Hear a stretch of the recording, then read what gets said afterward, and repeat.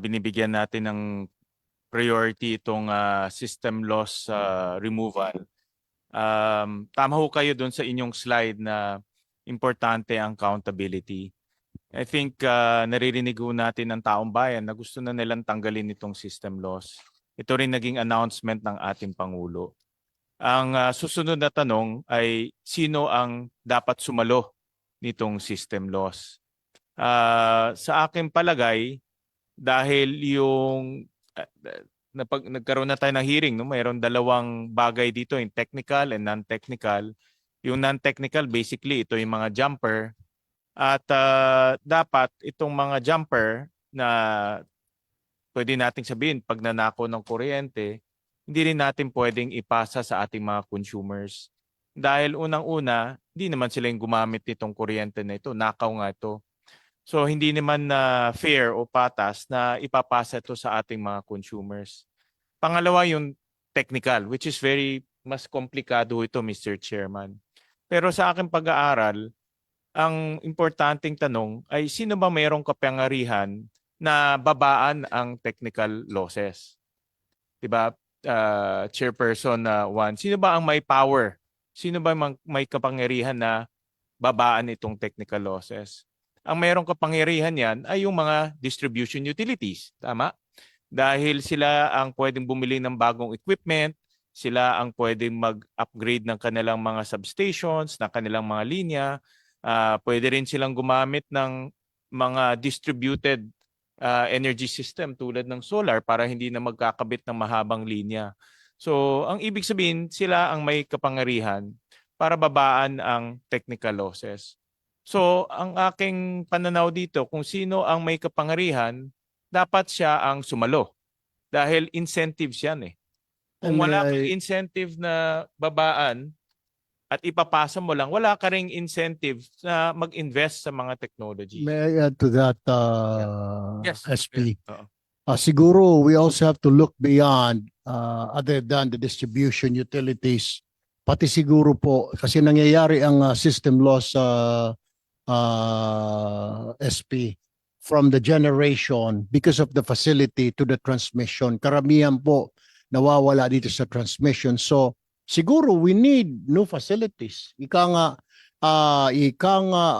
Bago pong mga distribution lines, mga substations, we have to, kasi po pag sinasabi ho natin na SP, sinasabi nila, I did my research last night, napakahaba, pero if you put a substation in between this long line, hindi ho matutunaw basta-basta yun because maka-recover ho yun, dadaan po yun doon sa substation. That is what I have read last night and I have researched. Siguro po, kailangan na rin mag-upgrade po ng National Grid Corporation of the Philippines, SP. Tama ko kayo, Chairman. No? It's about technology.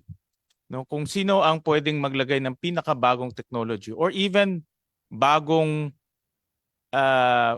konsepto. No? Diba, Professor Wally? Dahil kung yung ating mga electric cooperatives gagamit na lang ng mga solar rooftops, no? Imbes na magkakabit sila ng line extension, no? Katakot-takot yung subsidy natin sa yung barangay line extension program, billion yon every year. No? Kung maglagay na lang sila ng distributed energy systems katulad ng solar rooftops, di wala tayong line losses, 'di ba? So ang punto ko lang ho dito is kung sino ang accountable sa pagbaba ng system loss, dapat siya ang sumalo ng system loss. Alam ko ang system loss ay inherent yan. Hindi matatanggal yan sa pag-transmit ng kuryente. Pero ang dapat nating tanungin ay sino ba ang mayroong kapangyarihan na babaan yan. Kaya ang proposal ko nga sa ERC ay imbis na gawing ang computation kasi nito ay parte ng revenue gawing parte ng cost.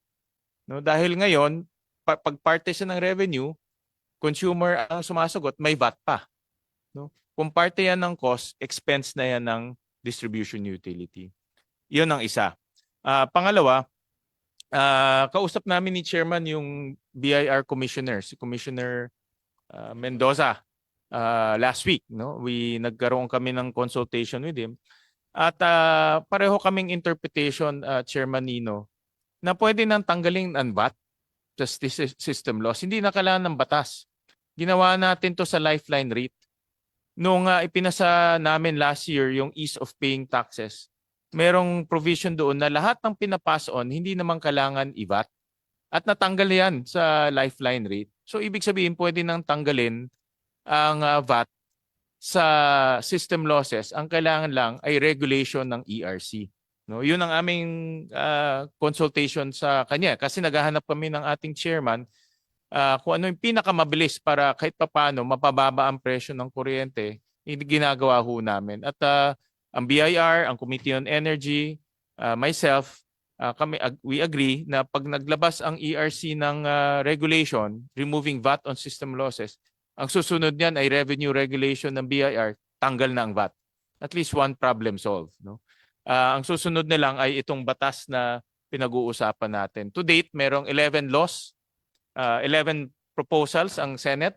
Dalawa na lang ay majority na ng Senado. Hindi na kailangan nga magbotohan sa floor. I-consolidate na lang, pasado na. So, ang ibig sabihin, ganyang intense na gustong tanggalin ng Senado ang system laws. No, dahil 11 bills na ang na-file para tanggalin ito. Pero alam ko marami pa tayong, the devil is in the details. No? Marami tayong dapat pag-aralan at pag-usapan ng mabuti dahil very technical to at related sa engineering. So I thank the chairman for having another hearing para tuluyan ng matanggal ang system losses sa ating electricity bills.